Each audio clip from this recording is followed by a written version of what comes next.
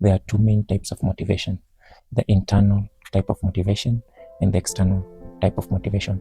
That is the thing that has laid down confusion between learners. So you find that when we talk about internal motivation, are the things that someone does out of his own passion or out of his will. And I gave out an example of myself.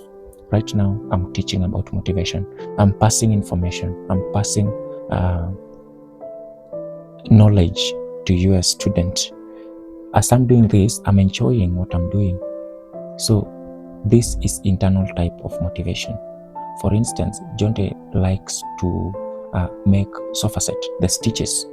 You find that most of the time he is with machine making different type of stitches. Even if you've not told him, he will design different types of stitches for the sofa. So that comes from himself. That is internal type of motivation. He doesn't have to be paid money or monetary value to make those stitches. I don't have to be paid to teach or to pass information to you. So the things that someone does out of his own will, that is internal motivation. Then the opposite is the external motivation. This is now, you must do it for survival. You must do it to gain maybe money, to gain maybe fame, to gain influence. There is a reward that comes with external motivation. And the disadvantage of external motivation is that when the reward fails to appear, you don't find it. And an example is one of us is not present. I think that is Willie. Maybe because today he feels that there is no reward. So he might be coming for these classes because of something, because of monetary value. When you don't get that monetary value, when you don't get that reward, you better don't do that. So it's advisable, if you are in a task or in a project, you find something that you enjoy doing, you find something that you're passionate about, and for your long-term activities or jobs, I advise you to go in line that you're going to enjoy working. Don't just go in a career because this career maybe they pay good salaries, or rather it has maybe more pension. Do a task that you enjoy doing. Then we also discussed why motivation drops. And the first point was when we set goals that are not clear. In most cases, we are victim of circumstance, setting goals that are not clear. I want to do something, but it's not a must. For instance, by the end of this year, I should be building a house. You don't have a plan that after 3 months, I should have collected this type of material. After 3 months, I will have added this one. After 3 months, I will now be set to go and start construction. So you're just surviving. You don't have clear goals. You say that you're going to read this book, the cash flow quadrant, maybe because it will make you to have financial freedom. And you don't tell yourself that after every day you are reading maybe 20 pages. So you don't have a clear setup. You are reading today 3 pages, you are reading tomorrow 30 pages, you are reading the following day 6 pages, and the 4th day you're not reading at all. You don't have clear goals. You've not set a very clear goal that will direct you. And another thing is when task feels too big, and I've been always talking about this, you should not set a goal that is very ambiguous. And for example, you should not tell yourself that, for instance, this book has 283 pages. You don't have to read this book in 2 days.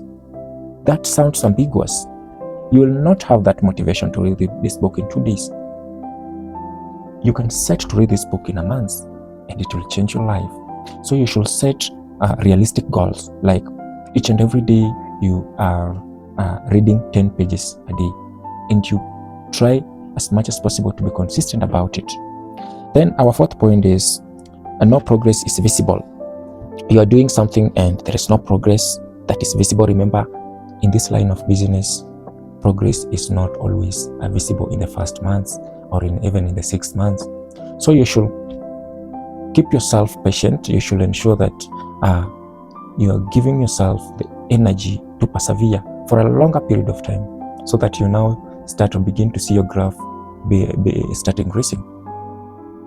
So you should be able to persevere for a longer period of time to ensure that you see results at long last.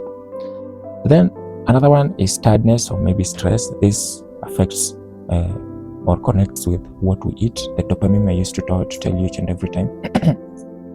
Your lifestyle matters. When it's time for you to go to bed and you're not in bed, it means you're having consistent sleep.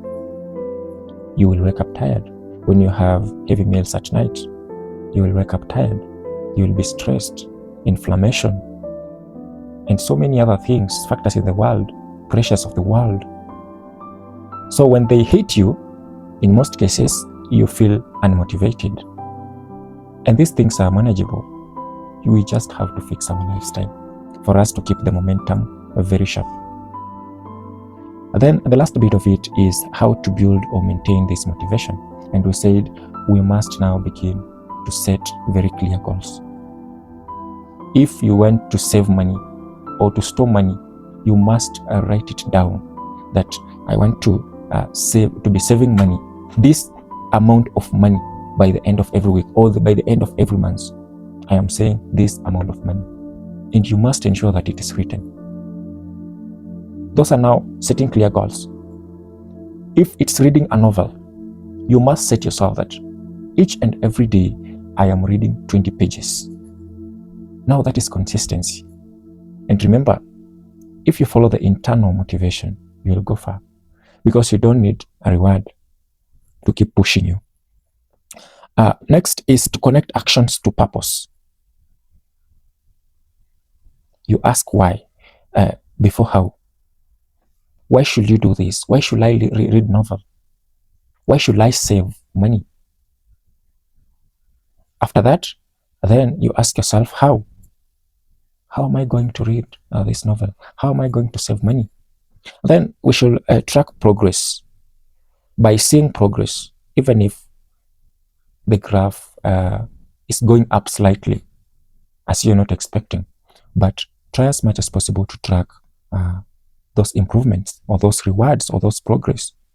For instance, you're a business person and the interest rates keeps